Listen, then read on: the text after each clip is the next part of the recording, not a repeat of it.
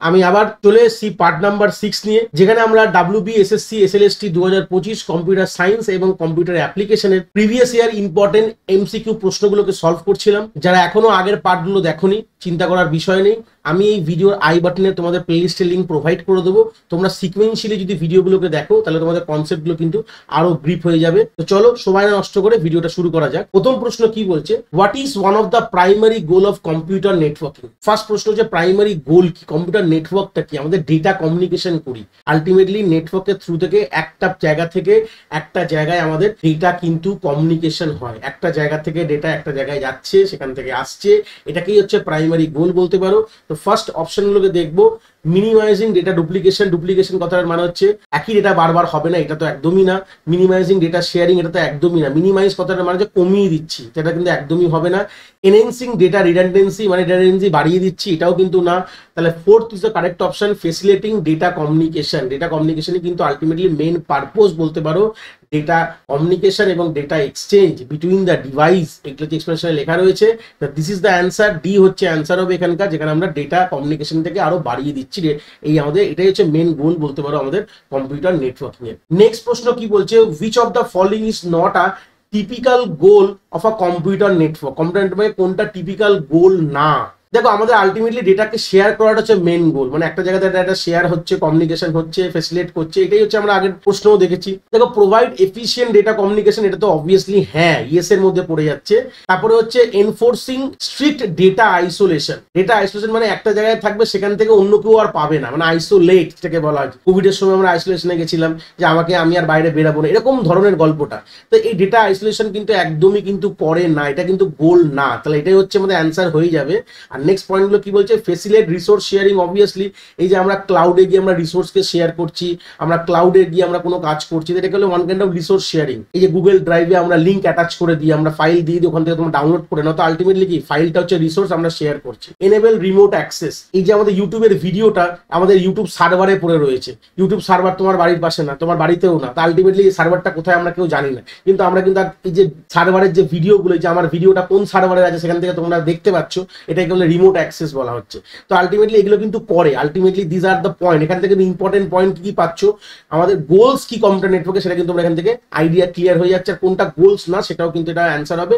Not যেহেতু বলে দিয়েছে এখানে প্রশ্নে, তাহলে অ্যান্সার কি হয়ে যাবে, আমাদের বি হচ্ছে কারেক্ট অ্যান্সার। ঠিক আছে, 3 নম্বর প্রশ্ন চলে গেলাম, বলছে what does bandwidth refer in context of computer networking? Computer নেটওয়ার্কের মধ্যে ব্যান্ডউইথ কথাটার মানেটা কি? ব্যান্ডউইথ কথাটার মানে হচ্ছে কত তাড়াতাড়ি, কত স্পিডে একটা ডেটা নেটওয়ার্কে ট্রাভেল করে। এই যে আমি যে বললাম, একটা ধরনের এ থেকে বি তে কোনো ডেটা যাচ্ছে, এই যে তারের মারফতে যায়, সেটা তার দিয়েও যেতে পারে, ওয়্যার্ড হতে পারে, ওয়্যারলেস হতে পারে। ওয়্যারকে বলা হয় গাইডেড বলা হয়, আর ওয়্যারলেসকে বলা হয় আনগাইডেড বলা হয়। ঠিক আছে, দুটো term important, guided unguided. Guided মানে তার দিয়ে যাওয়া, আনগাইডেড মানে ওয়্যারলেস ট্রাভেল করে। তো যেভাবেই হোক না কেন, কত ফাস্ট, কত স্পিডে ডেটা ট্রাভেল করছে, এটাকে ব্যান্ডউইথ বলা হয়। তাহলে এক্সাম্পল হবে, উত্তর হবে B, the speed at which data travel on a network। এই হচ্ছে বেসিক গল্প। Physical with of the network cables না, কেন শুধু কেবিল না হলে হবে না, ওয়্যারলেসলিও যায়, এই জন্য উত্তরটা এটা হবে না। নাম্বার অফ কম্পিউটার নেটওয়ার্ক, এটাও হবে না, কতগুলো কম্পিউটার নেটওয়ার্ক, এটাও কিন্তু ব্যান্ডউইথ ডিফাইন করে না। জিওগ্রাফিক্যাল কভারেজ অফ নেটওয়ার্ক, এটা মানে একটা নেটওয়ার্ক কতটা রিজনকে কভার করছে, এটাও কিন্তু হবে না। তো আলটিমেট অ্যান্সার কি হবে, যে ডেটা কতটা স্পিডে নেটওয়ার্কে ট্রাভেল করছে, এটাকে কিন্তু আমরা ব্যান্ডউইথ বলে জানি। ঠিক আছে, what is the latency in context of network performance? ল্যাটেন্সির কথাটার বেসিক মানে যদি বলি, যে আমাদের যে কতটা সময় লাগছে, মানে ধরো না এ থেকে বি তে যেতে কতটা সময় লাগছে, এটাকে আমরা ল্যাটেন্সি বলে একদম কমন ওয়ার্ডে বলতে পারি। ঠিক আছে, এটা আমাদের প্রশ্ন কিন্তু ইনডেপথ যখন এক্সপ্লেনেশনে যাব, সেটা কিন্তু একটু হাইফাই এক্সপ্লেনেশন রয়েছে, কিন্তু আমাদের যে প্রশ্নের উত্তর মাফি যদি কথা বলি, যে বেসিক আন্ডারস্ট্যান্ডিং যদি বলতে হয়, যে কতটা সময় লাগছে একটা পয়েন্ট থেকে একটা পয়েন্টে যে যাচ্ছে ডেটাটাকে বলা হয় ল্যাটেন্সি বলতে পারো। এক্সপ্লেনেশনটা দিয়েছে ল্যাটেন্সি কাকে বলে, is a delay before our data packet been to move after been send. একই কথা বলে, ডেটা প্যাকেট একটা জায়গা থেকে যেটা জায়গায় গেল, যে এ ছাড়লো আর বি কখন ধরলো। ধরে না আমি কথা বলছি, 12টা 10-এ এ ছেড়েছিল, 12টা 20-তে বি পেয়েছে, তার মানে এই যে গ্যাপটা 10 মিনিটের গ্যাপটা, এটাকে বলা হয় ল্যাটেন্সি বলতে পারো। তারপরে আমরা এটাকে মেজার করি টাইমে, এটা travel from the source to destination, মানে কতটা সময় লাগছে যে একটা ডেটা সোর্স থেকে ডেস্টিনেশনে পৌঁছাতে। এটা অফেনলি মিলি সেকেন্ডে আমরা মাপি, আমি এটা মিনিটে বলেছি, অত সময় লাগে না, জাস্ট এক্সাম্পল দেওয়ার জন্য বলেছি, এটা মিলি সেকেন্ডে সময় লাগে। বা এটাকে আরেকটা কথা বলতে, যত লো ল্যাটেন্সি হবে তত রেসপন্স কিন্তু ফাস্ট হবে, যত সময় কম লাগবে যেতে। তার মানে কি, ধরো না আমি তো যদি কোনো কথা বলছি তোমরা তাড়াতাড়ি যদি বুঝে যাও, তাহলে তোমাদের ল্যাটেন্সি অনেকটা কিন্তু আমাদের লো বলতে পারবো, ফাস্ট রেসপন্স তুমি নিতে পারবে। এই হচ্ছে বেসিক আইডিয়া। তো অ্যান্সার হয়ে যাবে হচ্ছে আমাদের B, time take for data to travel from source to destination, মানে সোর্স থেকে ডেস্টিনেশন যেতে সময়টা লাগে সেটাকে কি বলা হয়, ল্যাটেন্সি বলা হয়। পরের প্রশ্নে চলে গেলাম, which of the following is a characteristic of local area network. Local area নেটওয়ার্কের ক্যারেক্টারিস্টিক কি? লোকাল এরিয়া নেটওয়ার্কটা কি প্রথমে যদি বলি, এই যে আমরা লোকাল মানে ধরুন একটা অফিসের মধ্যে ধরুন 4টে কম্পিউটারকে আমরা কানেক্ট করেছি কোনোভাবে, ধরুন ঠিক আছে, এই 4টে কম্পিউটারকে কোনোভাবে কানেক্ট করেছি, এটাকে বলে লোকাল এরিয়া নেটওয়ার্ক। একটা বিল্ডিংকে কানেক্ট করতে পারো, একটা ঘরের মধ্যে কম্পিউটার কানেক্ট হবে, এটাকে বলে লোকাল এরিয়া নেটওয়ার্ক। তো আলটিমেটলি এটা আইডিয়া পেলাম তাকে বলে লোকাল এরিয়া নেটওয়ার্ক। তাহলে এর মেন ক্যারেক্টারিস্টিক কি হবে?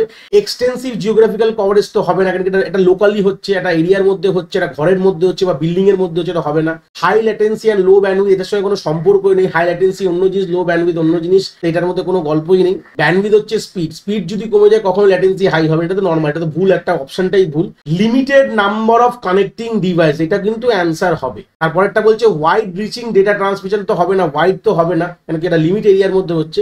দেখো একটা কথা এখান থেকে ক্লিয়ার হয়ে যাও, লোকাল এরিয়া নেটওয়ার্কের মধ্যে কিন্তু লিমিটেড অ্যামাউন্ট অফ ডিভাইস থাকে, এটা কিন্তু খুব হাই অ্যামাউন্ট অফ ডিভাইস থাকে না, কারণ একটা ঘরের মধ্যে কটা ডিভাইস হতে পারে, খুব সংখ্যক ডিভাইস কিন্তু খুব কম হয়। তাই জন্য অ্যান্সার হয়ে যাবে limited number of connecting device. তোমরা বলতে পারো যেরকম লিখেছে small number of device within limited, লাগলে অফিস অ্যান্ড হোম, আমাদের ঘরের মধ্যে করতে পারি, অফিসে করতে পারি, যেগুলো দেখেছো কম্পিউটার ল্যাবে করেছো, হ্যাঁ কলেজ ল্যাবে যেসব কম্পিউটারগুলো দেখেছো, এগুলো সবই কিন্তু ল্যানের মারফতে কিন্তু কানেক্ট করে দেওয়া থাকে। অপশন নাম্বার 6 বলছে what does man stand for in computer network. ম্যানের ফুল ফর্মটা বলেছে, ম্যানের ফুল ফর্ম হচ্ছে মেট্রোপলিটন এরিয়া নেটওয়ার্ক। সবসময় মুখস্থ রাখতে হবে, এটা নিয়ে কোনো কথা বলা দরকার নেই। এবং এটা হচ্ছে আমাদের একটা ক্যাম্পাস বলতে পারো বা সিটি, যেটা কলকাতা শহরটায় কোনোভাবে জোড়া হয়েছে, ঠিক আছে, এটা কিন্তু আমরা ম্যান দিয়ে, এটাকে বলা যদি বলা হয় যে ম্যান কি বলবো, আমরা একটা সিটিকে আমরা কাভারেজ করছি, বা একটা ক্যাম্পাস ধরে নাও আইআইটি খড়গপুর এত বড় ক্যাম্পাস, যাদবপুর ইউনিভার্সিটি এত বড় ক্যাম্পাস, ঠিক আছে। তো এই যে বড় বড় ক্যাম্পাস গুলোকে যে আমরা পুরো কানেকশন করছি, এটা কিন্তু আমাদের ম্যান দিয়ে করছি। আর ম্যান কিভাবে হয়, যখন আমাদের ল্যান গুলোকে কানেক্ট করতে থাকবো, ধরো না ছোট ছোট ল্যান আছে আমাদের একটা জায়গায়, ধরো না একটা এখানে ছোট ল্যান আছে, ল্যান 1 ধরলাম, একটা ল্যান এরিয়া মানে একটা নেটওয়ার্ক তৈরি করেছো, ছোট ছোট ল্যান গুলোকে এরকম ভাবে যদি কানেক্ট করতে থাকো, তাহলে ওটা কি হয়ে যাবে, ওটা কিন্তু ম্যান হয়ে যাবে। দেখো লেখা আছে এটা কিন্তু ম্যানের থেকে বড়, ঠিক আছে, লার্জার দ্যান ম্যান, বাট ওয়ানের থেকে ছোট। ওয়ান হচ্ছে ওয়াইড এরিয়া নেটওয়ার্ক, এর পরে হয়তো প্রশ্ন আমরা দেখবো ওয়াইড এরিয়া নেটওয়ার্ক থেকে। তো মোটামুটি আইডিয়া হয়ে গেল ম্যান জিনিসটা কি। এটা হচ্ছে one kind of a network coverage area বলতে পারো, কতটা কাভার করছে। তাহলে মেট্রোপলিটন মানেই হচ্ছে একটা সিটিকে যারা কাভার করছে। নেক্সট পয়েন্ট চলে গেলাম, প্রশ্ন বলতে পারো which network type cover a large geographical area than a local area network but smaller than a wider area network. দেখো এটা প্রশ্নটা কি বলেছে, প্রশ্নটা ঘুরিয়ে দিয়েছে, মানে ল্যানের থেকে বড় এবং ওয়ানের থেকে ছোট। তাহলে এই প্রশ্ন তো আমরা গত হতেও দেখেছি, গত প্রশ্নটাতে তাই দেখলাম যে ল্যানের থেকে বড় হবে ম্যান, ওয়ানের থেকে ছোট হবে ম্যান। তাহলে অ্যান্সার কি হয়ে যাবে আমাদের এ, মেট্রোপলিটন এরিয়া নেটওয়ার্ক। এই হচ্ছে বেসিক। আর পার্সোনাল এরিয়া নেটওয়ার্কটা কি, আমাদের মোবাইলের সাথে মোবাইল যখন ব্লুটুথ কানেক্ট করি, ঘরের মধ্যে ধরে নাও কোনো একটা ট্যাবলেট কানেক্ট করলাম ওয়াইফাই থেকে, এই ছোট ছোট যে নেটওয়ার্ক গুলো ফরমেশন করছি, এটাকে বলা হয় পার্সোনাল এরিয়া নেটওয়ার্ক। জাস্ট পয়েন্টটা ছিল বলে একটু ডিসক্রাইব করে দিলাম। তাহলে ম্যান হচ্ছে এই প্রশ্ন কিন্তু আলটিমেট অ্যান্সার। 8 নম্বর প্রশ্নে চলে গেলাম, which of the following best describe the internet. ইন্টারনেটকে বেস্ট ডিসক্রাইব কি করছে, এখানে যে পয়েন্টগুলো দিয়েছে, ইন্টারনেটকে বলা হয় গ্লোবাল নেটওয়ার্ক অফ নেটওয়ার্ক বলা। যদি বেসিক ডেফিনেশনে যাও, নেটওয়ার্ক ছোট একটা নেটওয়ার্ক বানালাম, সেই নেটওয়ার্কটা আমি আরেকটা নেটওয়ার্কের সাথে কানেক্ট করলাম, সেটাকে আরেকটা নেটওয়ার্ক, এই করতে করতে করতে করতে কিন্তু এগুলো নেটওয়ার্ক, এগুলো N1 N2 এগুলো সবই কিন্তু একটা নেটওয়ার্ক। আমরা যদি নেটওয়ার্কগুলোকে এইভাবে কানেক্ট করতে থাকি, আলটিমেটলি আমরা কি পাবো, ইন্টারনেট পাবো। এটাকে বলা হয় নেটওয়ার্ক অফ নেটওয়ার্ক, নেটওয়ার্কের নেটওয়ার্ক বলা হয়, ঠিক আছে। এটাকে বলা হয় গ্লোবাল এরিয়া নেটওয়ার্ক গুলো কিন্তু ইংলিশে বলা হয়। এটাই হচ্ছে আমাদের আলটিমেট অ্যান্সার। নেক্সট প্রশ্নে চলে যাচ্ছি, what is the primary characteristic of wide area network. Primary characteristic কি, আলটিমেটলি ওয়াইড মানেই হচ্ছে ওয়ান, ওয়ান মানে হচ্ছে যেটা পুরোটা দেশকে জুড়েছি, পুরো ভারতবর্ষকে জুড়ে রেখেছি, এই হচ্ছে ব্যাপার। বা বলতে পারো পুরো পশ্চিম বাংলাকে জুড়ে, ওয়েস্ট বেঙ্গলকে জুড়ে রেখেছি যে নেটওয়ার্কটা। এরকম এইভাবেই তো আস্তে আস্তে বাড়ে নেটওয়ার্ক গুলোকে। প্রথমে ছোট হয়, প্রথমে পাড়া পাড়া জোড়া হয়, পাড়া থেকে থেকে আমাদের একটা শহর হলো, শহরগুলো যুক্তি যুক্তে আমাদের একটা রাজ্য হলো, রাজ্য যুক্তি যুক্তে আমাদের দেশ হলো। তো এটাকেই যে দেশ বা রাজ্য জুড়ছি আমরা, ওয়ান কাইন্ড অফ, সেটাকে বলা হয় ওয়াইড এরিয়া নেটওয়ার্ক, এটার উত্তর হবে D, extensive geographical coverage. Geography মানে আমাদের পুরো দেশটাকে কভার করছে। জিওগ্রাফি কথাটার মানেই আসছে যে পুরো শহর, দেশ, রাজ্য এইভাবে আমাদের চলে আসছে। শহর বলবো না, শহর তো আমাদের ম্যান দিয়ে হয়ে যাচ্ছে, যখনই রাজ্য চলে আসবে মানে স্টেটস চলে আসবে, যখনই আমাদের সিটি এই চলে আসবে বলতে পারো কান্ট্রি, তখন আমরা কিন্তু ওয়াইড এরিয়া নেটওয়ার্কের কথা মাথায় রাখি। এটাকে বলা হয় এক্সটেন্সিভ জিওগ্রাফিক্যাল কভারেজ পাবো। লিমিটেড তো একদমই না, লো ডেটা রেটও লাগবে না, ফিউ ডিভাইস না, এখানে অনেক ডিভাইস রয়েছে। এটাকে হচ্ছে আমাদের অ্যান্সার হবে এক্সটেন্সিভ জিওগ্রাফিক্যাল কভারেজ। 10 নম্বর প্রশ্নে চলে এসেছি, বলছে which factor can influence the performance of a network by determining the number of device that can be connected and communicate efficiently। কোন পারফরমেন্সটা, কোন ফ্যাক্টরটা আমাদের এই পারফরমেন্সটাকে ডিফাইন করছে, কোন ফ্যাক্টরটা যেখানে আমাদের যে কতগুলো ডিভাইস যখন কানেক্ট হচ্ছে একটা নেটওয়ার্কের মধ্যে, তাদের পারফরমেন্সটা কিভাবে তাদের যাতে কমিউনিকেট করে। ধরুন আমাদের একটা নেটওয়ার্কে 4টে আমরা মেশিনকে কানেক্ট করেছি, ধরেন আমি কথা বলছি, তাহলে এই যে 4টে মেশিনকে কানেক্ট করেছি, এরা নিজেদের মধ্যে কমিউনিকেট করবে, তো কোন ফ্যাক্টরটা বলতে পারো এটাকে কিন্তু ডাইরেক্টলি ইনফ্লুয়েন্স করছে, ওটা হচ্ছে ব্যান্ডউইথ। কথাটার মানে হচ্ছে, পরে তলায় একটা এক্সপ্রেশন লিখেছি দেখো, higher bandwidth allow more data to transmit, support more device and better performance. যেটা আমি কথার কথা ব্যান্ডউইথ আমরা কিভাবে বলি, যে আমাদের কানেকশনটা কত, 60 MBPS এর কানেকশন, 100 MBPS এর কানেকশন, 200 MBPS এর কানেকশন। এই যে MBPS এ আমরা যে কথাটা বলছি, যখন আমরা ইন্টারনেটের কথা বলি, যে কানেকশন স্পিড কি আছে, এই কানেকশন স্পিড মানে এটা আমাদের ব্যান্ডউইথের কথা বলছে। ধরে নাও আমাদের যদি একটা জায়গায় 4টে কম্পিউটার থাকে, তাহলে আমি 60 MBPS কানেকশন নিলে কোনো অসুবিধা নেই। এবার যদি ধরুন ওখানে 10টা হয়েছে, তখন 60 তো হবে না, একটু বেশি নিতে হবে। তাহলে আলটিমেটলি কি বুঝছো এখান থেকে, যত বেশি ব্যান্ডউইথ তুমি ইন্টারনেট কানেকশন নেবে, তত তোমার কিন্তু বেশি তোমার ব্যান্ডউইথ থাকবে, তত তোমাদের ইন্টারনেটের কাজগুলো ততটাই ভালো করে হবে। এটাই বলেছে, bandwidth is the maximum amount of data that can be transmit over a network in a given time। তাহলে এটা যে ম্যাক্সিমাম, এটা কি বলা হয় যে 60 MBPS, তার মানে এতটা অ্যামাউন্ট অফ ডেটা কিন্তু তুমি এই নেটওয়ার্কের মধ্যে পাঠাতে পারবে একই একটা সময়ের মধ্যে, ঠিক আছে। যদি হায়ার যদি ব্যান্ডউইথ হয়, তার মানে network can handle more data simultaneously. একই সময় যত তোমার এই ব্যান্ডউইথ বাড়বে, তত ডেটা আমরা কিন্তু পাঠাতে পারবো নেটওয়ার্কে, which helps support more device without slowing down the performance। তাহলে যত তুমি ডিভাইস বাড়াবে, তত তোমার পারফরমেন্স স্লো হবে না। যেটা আমি যদি বললাম 60 MBPS যদি 10টা ডিভাইস লাগিয়ে, তাহলে আমাদের কানেকশন স্লো হয়ে যাবে, তা করলে হবে না। যত বেশি আমাদের নেটওয়ার্ক আমরা এই ব্যান্ডউইথ বাড়াবো, তত আমাদের ডিভাইস আমরা বাড়াতে পারবো। তাহলে এই ফ্যাক্টরটাই আলটিমেটলি কিন্তু আইডেন্টিফাই কি করে, যে আমরা যতগুলোই অ্যামাউন্ট অফ ডিভাইস আমরা লাগাই না কেন, আমাদের কমিউনিকেশন কিন্তু একটা খুব ভালোভাবে হবে। এটা ব্যান্ডউইথ সেই হচ্ছে ফ্যাক্টরটা, এটা মাথায় রাখবে। খুব ইম্পর্টেন্ট প্রশ্ন, আইডিয়াটাও দিয়ে দিলাম, তলায় যেটা লেখা আছে পড়ে নিতে পারো, কোনো অসুবিধা নেই। এটাই হচ্ছে মেন গল্প। পরের প্রশ্ন চলে গেলাম, in relational data model what does the term relational refer to. যে আমরা বলি রিলেশনাল ডেটা মডেল, এটা কিন্তু ডিবিএমএস এর প্রশ্ন। অ্যাকচুয়ালি আমরা যখন পড়াশোনা করি, আমরা RDBMS পড়াশোনা করি, ঠিক আছে। তো RDBMS এর ব্যাপারটা কি, রিলেশনাল ডেটাবেস ম্যানেজমেন্ট সিস্টেম। তো রিলেশন কথাটা এখান থেকে আসছে, এটাকে বলে টেবিল বলা হয়, ঠিক আছে। রিলেশন কথাটার মানে হচ্ছে টেবিল, যে আমরা একটা স্ট্রাকচার অর্ডারে ডেটাকে স্টোর করি, একটা টেবিলে তৈরি করি। আমরা যখন SQL করি, আমরা কি করি, টেবিল তৈরি করি, ডেটা রাখি, তাই তো। তো টেবিলটাকে অ্যাকচুয়ালি বলা হয় রিলেশন বলা হয়। তো অ্যান্সার হবে এ, আর table that store the data, ঠিক আছে। সবসময় আমরা টেবিলের মধ্যে, এবং দুটো টেবিলের মধ্যে সম্পর্ক বলে রিলেশন আসছে, ঠিক আছে। এই সম্পর্কটাকে আমরা ফরেন কি দিয়ে করি, টেবিলকে জয়েন করি, এগুলোই কিন্তু আমাদের রিলেশন ডেটাবেস মডেলে আমরা নর্মালি করি।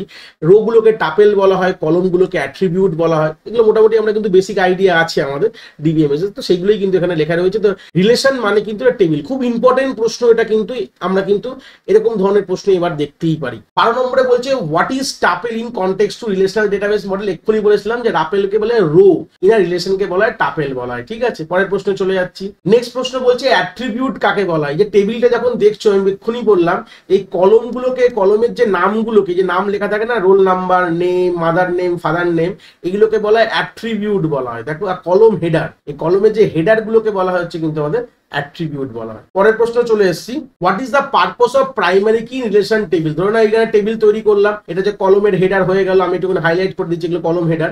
এবার যে রো গুলো স্টোর করলাম, কোনো একটা কলমকে আমরা প্রাইমারি কি তৈরি করি। প্রাইমারি কি কথাটার মানে কি, যে সেই যে ভ্যালুটা দিয়ে আমি পুরো ওই টাপেলটাকে আইডেন্টিফাই করবো, মানে ইউনিক ভ্যালু। যেরকম বলছি আমাদের আধার কার্ডে আধার নাম্বার, আমি যখনই আধার কার্ডে আধার নাম্বার দিই, আমাদের কিন্তু পুরো ডেটা চলে আসে। তাহলে আধার কার্ডের যে নাম্বারটা আমার, অন্য কারোর সাথে সিমিলার হবে না, মানে ওটা যে ইউনিক ভ্যালু, আমাকে একটা ইউনিক নাম্বার দেওয়া হয় যেটাতে আমাকে পুরোপুরি চেনার জন্য।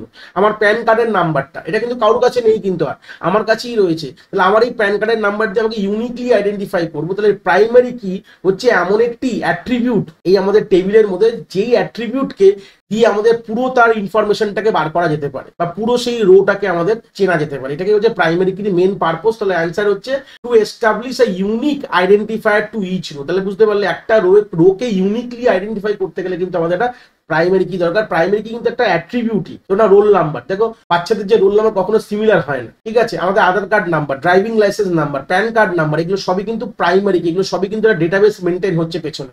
এই হচ্ছে বেসিক আইডি। আমাদের ভোটার কার্ডের যে ভোটার নাম্বারটা, ভোটার আইডি যাকে বলা, তো সেটাও কিন্তু ওয়ান কাইন্ড অফ প্রাইমারি কি বলতে পারো। তোমার ওই আইডি নিলে তোমার পুরো ডিটেলস কিন্তু ওদের কাছে চলে আসবে। এই হচ্ছে বেসিক মানে এটার। পরের প্রশ্ন চলে এসেছি, which of the following best describe the concept of referential integrity. Referential integrity কথাটার মানেই কিন্তু ফরেন কির কথা বলছে। ফরেন কি আশা করি জানো যে দুটো টেবিলের মধ্যে সম্পর্ক। ধরে নাও কথার কথা বলছে এটা স্টুডেন্ট টেবিল, এটা টিচার টেবিল। ধরে নাও কোন স্টুডেন্টকে কোন টিচার পড়াচ্ছে বলে একটা কলম আমি রাখলাম, এই দুটো ফিল্ডেই ধরে নাও রয়েছে। এখানে টিচার আইডি ধরে নাও, টি আইডি মানে টিচার আইডি, এটা এখানেও রয়েছে। এখানে কোন স্টুডেন্টকে কোন টিচার পড়াচ্ছে বলে এই যে টিচার আইডি, কিন্তু এই টিচার টেবিলের প্রাইমারি কি, বাট এই স্টুডেন্ট টেবিল এটাকে নন প্রাইম অ্যাট্রিবিউট বা প্রাইমারি কি না বলতে পারো, নর্মাল কলম বলতে পারো।